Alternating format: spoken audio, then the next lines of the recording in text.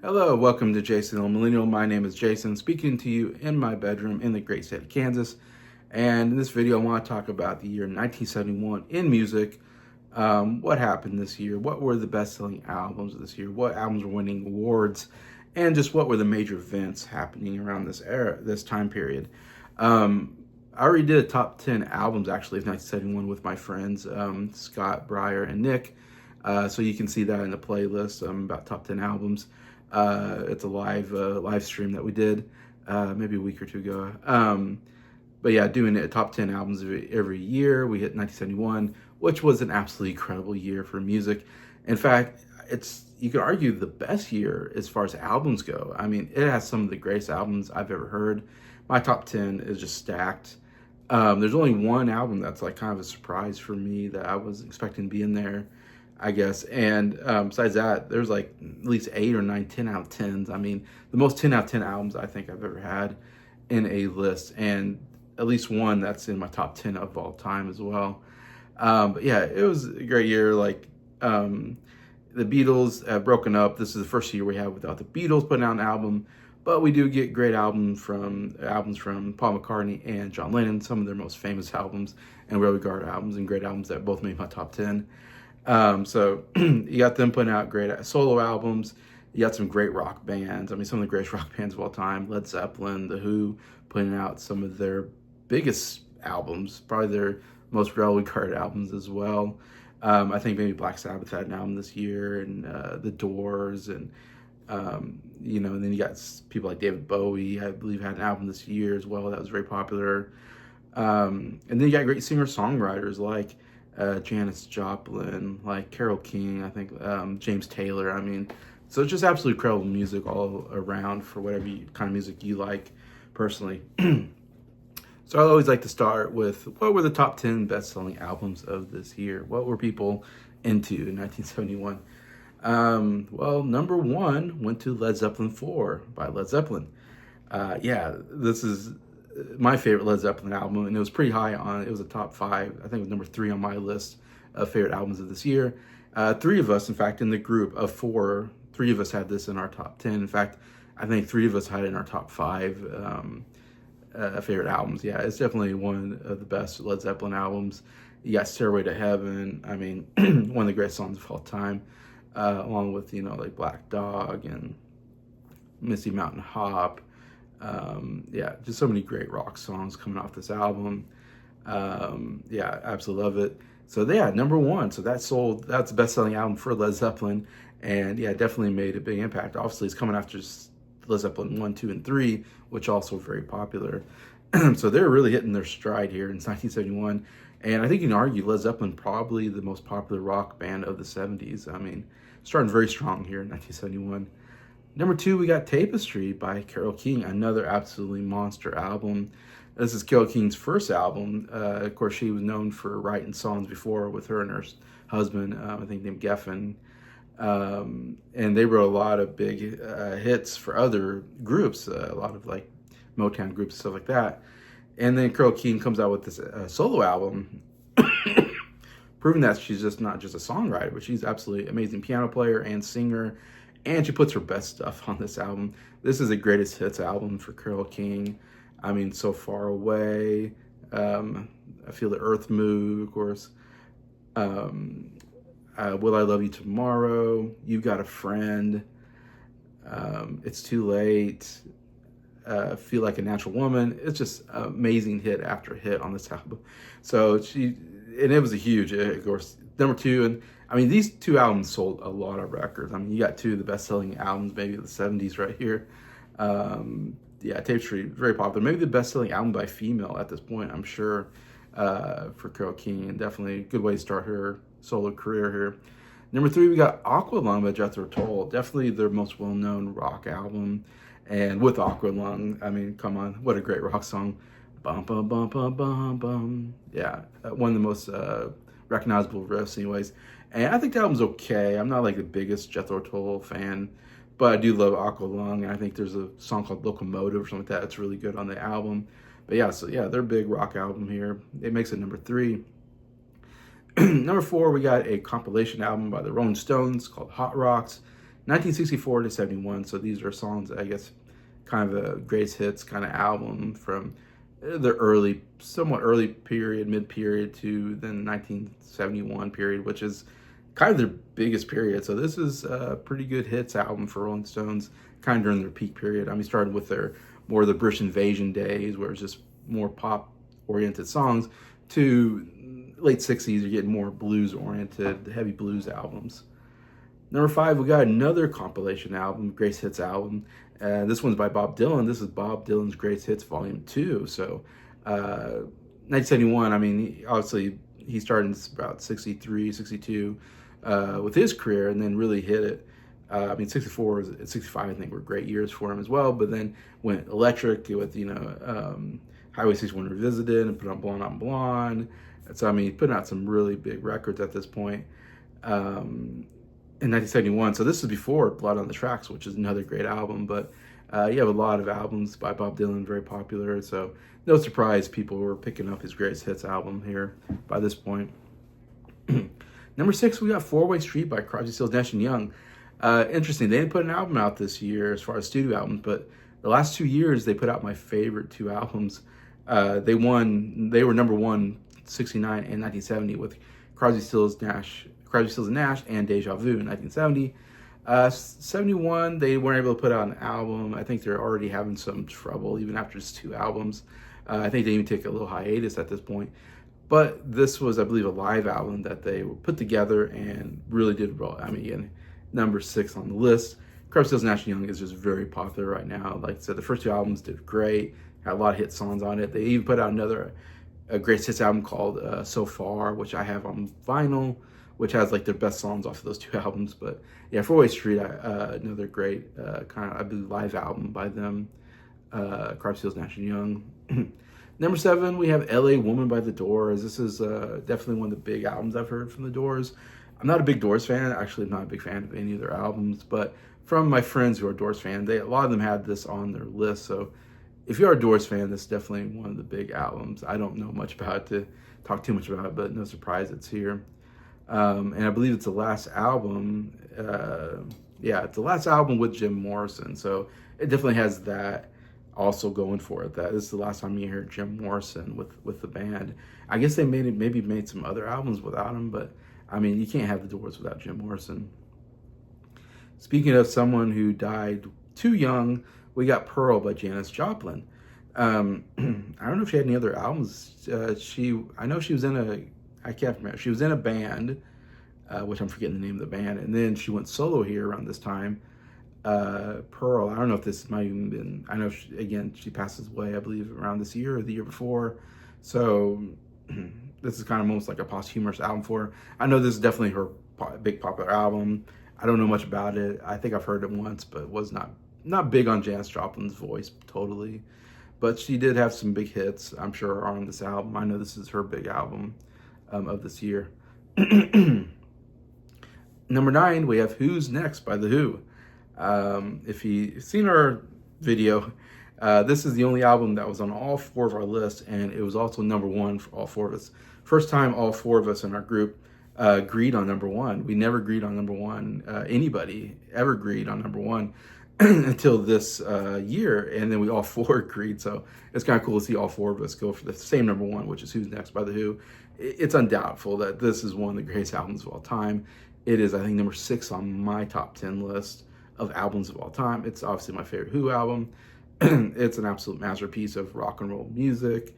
If you like The Who, this is an amazing album. I mean, Baba O'Reilly start the album, Won't Get Fooled Again to end it. I mean, 2 absolute incredible rock songs, and then everything in between. Bargain's great. Then Behind Blue Eyes, and then you got some good Ride in Tune and The Song Is Over, some good ballads, which are unusual for a Who album. Don't usually have ballads, so it's nice to see a little contrast there. But yeah, what a great album. And then at number 10, ending our coming at the end of our top 10 best-selling albums, is Carpenters by Carpenters. Again, I don't remember much about this album except obviously number 10, Carpenters. I do like their overall sound. The lead singer has a really good voice. I do have one Carpenters album, but it's not this one. But yeah, I don't remember exactly what's on this album, but I'm guessing it might be the debut even of Carpenters. So, but yeah, they're evidently popular enough to get number 10 on the list. So that's the top 10 best-selling albums in 1971. This is what everybody was buying at this time. Now we're go to what got nominated and what won Grammy Album of the Year. We just had the Grammys this last Sunday, and boy, the Grammys are just unwatchable. They're just the worst things ever. But at one time, they had good music, and this is one of those years where we had some really good music coming out. Like you said, one for the Grammys, though it's not the usual, not all the usual kind of music. We got a variety here, but I guess I'll go with the winner. The winner, Grammy Album of the Year, was Tapestry by Carole King. As I mentioned, second best-selling album. Obviously, Carole King's most popular album by far, and most well-known album. Yeah, it's amazing. Like I said, so many hit songs on there. I believe one of the songs, like So Far Away or It's Too Late, one of those won like Record of the Year. And then Song of the Year was another song that she wrote, You've Got a Friend, which was also on James Taylor's album. I believe I'm forgetting. I want to say Blue Horizon or something like that's the name of that album. But anyways, so yeah, so she won like Album of the Year, Song of the Year, Record of the Year. I mean, she was huge this year, and people love it. And I think this is a great win for her. I mean, obviously, I would go for like Who's Next, which didn't get nominated, which is crazy because they still aren't nominating big rock bands like The Who, Led Zeppelin never get nominated in these categories, even though they put out some of the greatest albums of all time. Whoever votes for the Grammys just don't like their kind of music, I guess, which is just absolutely crazy. Because we look back, what are some of the greatest albums? I mean, Led Zeppelin 4, Who's Next? It's kind of a crime that they didn't get nominated for Best Album of the Year. Come on, two of the most iconic albums ever. But I can't disagree with Tapestry. It was one of my favorite albums of 1971. It was pretty high on my list. Yeah, I love that album. Interesting enough, All Things Must Pass by George Harrison got nominated this year, though it didn't come out in 1971. It came out in 1970, so it's kind of a weird.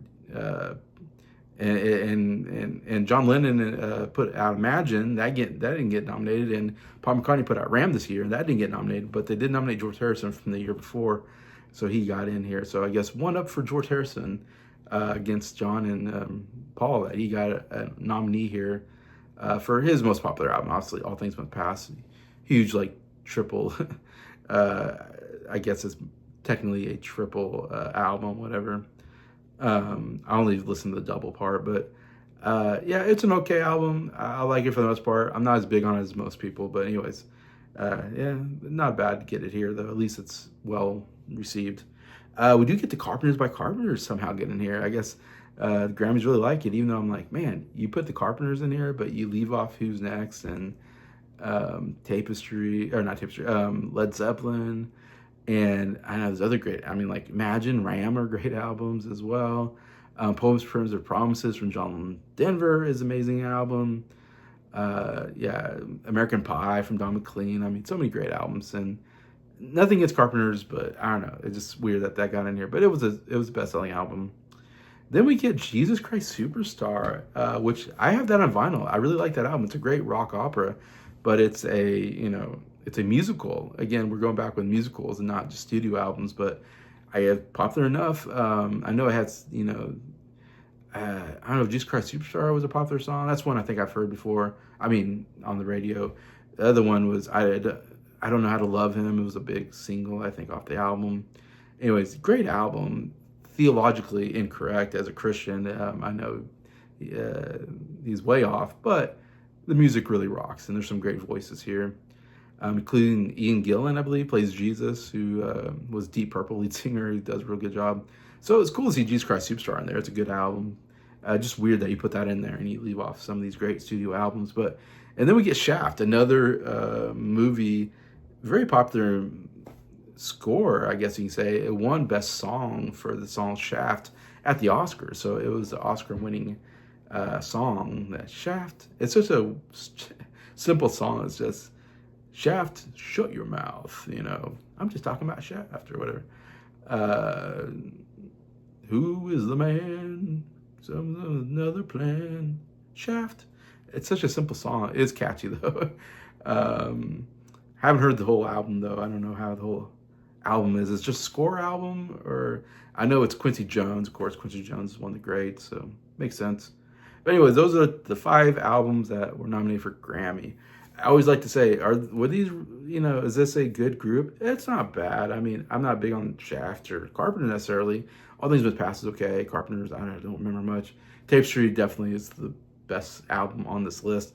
It did leave out some great albums though, so I have to dock it for that they're still not putting in some of the great albums of this time period. Of all of these, so many better albums that you can put in here, but that's a Grammys. They're still not quite there on getting the right albums in these album of the year Grammys anyways. But all right, so I'm going to end on what big events happened this year that we think about and kind of shape this year.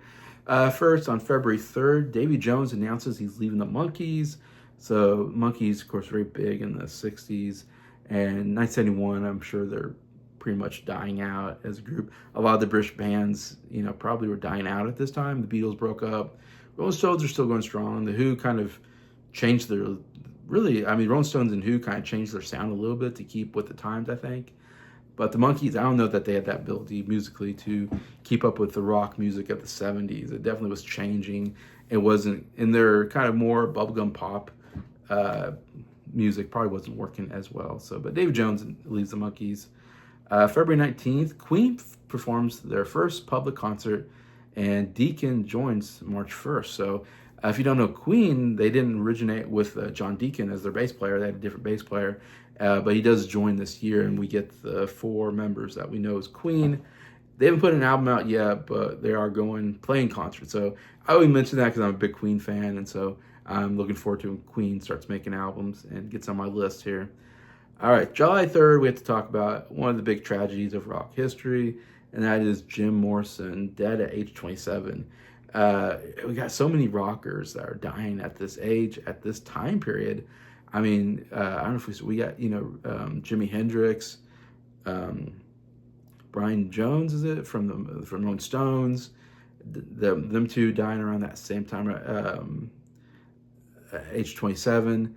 I don't know if it was, I can't remember if Janis Joplin died the year before, maybe, at age 27. And now we got Jim Morrison, lead singer of The Doors, dying at age 27. So every year is just one tragedy after another of one of the great rock, iconic rock stars of this time period. And we eventually will get to Keith Moon as well from The Who. So, I mean, it never stops. We always get these tragic losses, usually to drug abuse, and stuff like that. But Jim Morrison was a big, heavy drug user. He was pretty out of it a lot. Some weird lyrics in his songs, probably from being on drugs. But he was a great singer. I mean, he had a unique voice. I mean,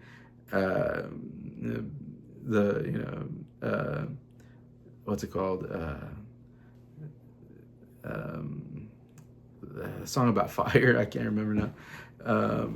Baby, you can light my fire. Yeah, baby, you can light my fire. Great voice. Really works on his hit songs, and also kind of a great look too. He had a great look, great voice. A little weird, I think, but using drugs. He had heart failure, probably from a heroin overdose is probably what happened to him. And so unfortunately, another rock star dead, Jim Morrison here, July 3rd of 1971. August 1st, we have one of the biggest concerts of all time, and probably the high period for George Harrison, as he helps put the concert for Bangladesh together at Madison Square Garden. I mean, it's an all-star band. I mean, you got George Harrison, I think Ringo Starr's here. So you got 2 of the Beatles playing at this event, raising money, I guess, for the poor in Bangladesh. Anyways, Harrison was like to do that kind of stuff, raising money for charity and all that. So he's really the one who puts this together. I mean, Harrison having great 2 years with, after the Beatles were over, putting out All Things Must Pass, which was a huge hit, album nominated for Grammy Album of the Year, and then putting out one of the big concerts, which also will have an album that will win Album of the Year in the years, and maybe the next year, I think. It gets like nominated. I think it wins like Album of the Year. So, but we got Ravi Shankar, of course, mentor of George Harrison. We got Bob Dylan at this concert, Billy Preston, and Eric Clapton, just to name some of the big names that play at this concert. all pretty good friends of George Harrison, of course. Also, August 1st, another thing is Sonny and Cher comedy hour premieres. There's been so many comedy hours. I mean, Dean Martin had a pretty famous one, but I think even John Denver might have had one. Johnny Cash had one. I don't know. It's like every musician, it seemed like that was popular, had a comedy variety hour or whatever. But I feel like Sonny and Cher is maybe the most popular, the one we think about the most. I mean, I can't say I've ever seen a show. I've just seen clips here and there. Uh, I don't know how popular it was at the time. I'm guessing it was fairly popular. It seems like something I keep hearing about, and seeing. They get to sing some of their songs. They get to do some comedy skits. Sonny is probably the butt of most of the jokes, and but they work well together, Sonny and Cher, I think, on stage. So the two duo kind of worked in a somewhat popular, one of the most popular, I think, comedy variety shows of this time period. All right, October 29th, we have another big musician passing away. This time, Duane Allman from the Allman Brothers Band dies from a motorcycle accident, colliding with a truck. So riding a motorcycle, collided with a truck, dies at age 24. So even younger than Jim Morrison and all those other people at 27. I mean, only 24, and yet he's considered. I see a lot of like great guitar players of all time, and he's on that list of like one of the great guitar players, and he only lived to be 24, which is crazy. I'm 18 years older than him right now. It's like, man, what a young age. But yeah, so very sad. I don't know a lot about Duane Allman, just that he was a great guitar player, one of the Allman Brothers in that band anyways. And so definitely a big loss though for rock music at this time period. So two major deaths, Jim Morrison and Duane Allman this year. So that's all the big news. Now I'm going to talk about some of the new artists that debuted this year. And we got quite a bit of really good artists that debuted this year. First we got Bonnie Raitt. Didn't realize she debuted this early. I feel like I didn't know her that much until later in the 80s or 90s. In fact, I think she won Album of the Year in like the 90s. I mean, but she started way back here, known for her slide guitar playing and singing and all that. We got Carly Simon. I like Carly Simon. She's got a great voice, great piano player, and she come up with some pretty big songs here coming up. But yeah, she started this year. We have Charlie Daniels for the Charlie Daniels Band. All I know is they do Devil Went Down to Georgia, but yeah, he started this year. Billy Joel, one of my favorite musicians of all time. Billy Joel puts out Cold Spring Harbor, which isn't considered one of the great albums, but I really like the album. But I think it's a good start for Billy Joel. He definitely will have some big albums that'll make. He made my top 10 for this year, and he's got some really good albums that are going to make my top 10 coming up pretty soon as well. The Doobie Brothers debuted this year. I'm not a big fan of the first album, I think, that debuted this year, but they do have a couple albums that I think do make my top 10 albums of the years. So yeah, pretty good kind of. They kind of go. I don't know if they more bluesy rock at this time, and then they kind of go into more yacht rock later on that I like. We got Earth, Wind, and Fire. Yeah, I'm not a big Earth and Wind and Fire fan. I can't say much about them except that they were. I do have a greatest hits album though of theirs on CD, but obviously a very popular band of the period, a group, whatever, of this period. We got Electric Light Orchestra, quickly becoming one of my favorite bands of all time. I've been listening to a lot of their music lately. Man, I really like Electric Light Orchestra. Jeff Lynne, of course, the lead singer and guitar player and writer. Though at this time, he actually shared credits with another singer-songwriter who then left the group and Jeff Lynne took over. But for the first couple of albums, it was like kind of shared that Jeff Lynne and this other guy kind of shared, writing and singing and all that. And then when Jeff Lynne really takes over, that's when the band really goes off. Their first couple albums, not great, but once they get to, El Dorado, okay, but once they get to Face the Music, and then they have some amazing albums at that point.